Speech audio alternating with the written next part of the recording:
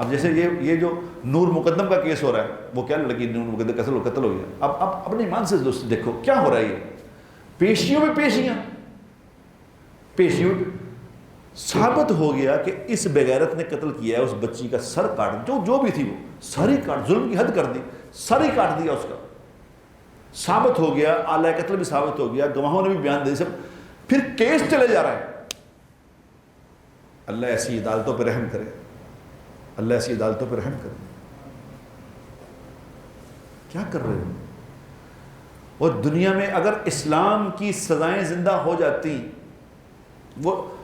وہ ضیاء الحق مرحوم نے یہاں پہ پپو قاتلوں کو لٹکایا تھا نا، تو 10 سال دوبارہ کسی نے کسی بچے سے زیادتی نہیں کی تھی۔ اب لوگوں کو پتہ ہے کہ ہونا ہی کچھ نہیں، جو مرضی کر لو بری ہو جائیں گے، چھوٹ جائیں گے، کیونکہ عدالتوں کا نظام۔ میں روز غصہ چڑھ ہوتا مجھے دیکھے ٹی وی پہ کہ جی وہ آ رہا ہے، اب وہ یہ ہو، اب یہ بلا لیا، اب اس کو بلا لیا، اس ثابت ہو گئی اس بغیرت کو لٹکاؤ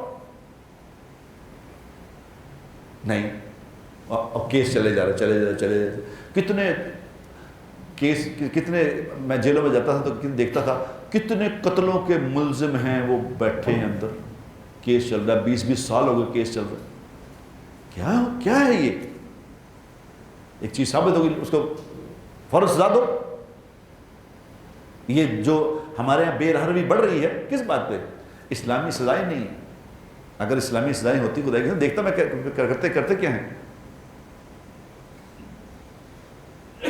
یہ ملا عمر نے کہا تھا نا کہ اب جب جن کی حکومت پہلی دفعہ آئی تھی تو اس نے کہا تھا کہ کوئی لڑکی کے لیے سفر کر کے دکھائے مجھے، میں دیکھوں کون اس کو پکڑتا، کوئی میں ذمہ دار ہوں، جاؤ لڑکی کوئی ساری رات سفر کرے کے لیے، میں دیکھتا ہوں۔ مجھے پتہ ہے کہ نظام ہے، کوئی پوچھ لے گا، کوئی پکڑ لے گا، کوئی سزا دے گا۔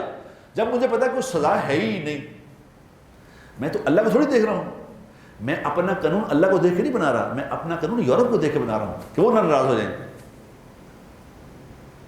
جب ان کو دیکھیں گے تو یہ اللہ کی سنت ہے، اللہ کے سوا، بڑے غور سے یہ بات سمجھ لو، اللہ کے بغیر، اللہ کو چھوڑ کے جو جس سے ڈرے گا، اللہ تبارک و تعالیٰ اسی سے اس کو ذلیل کروائے گا، یاد رکھیں۔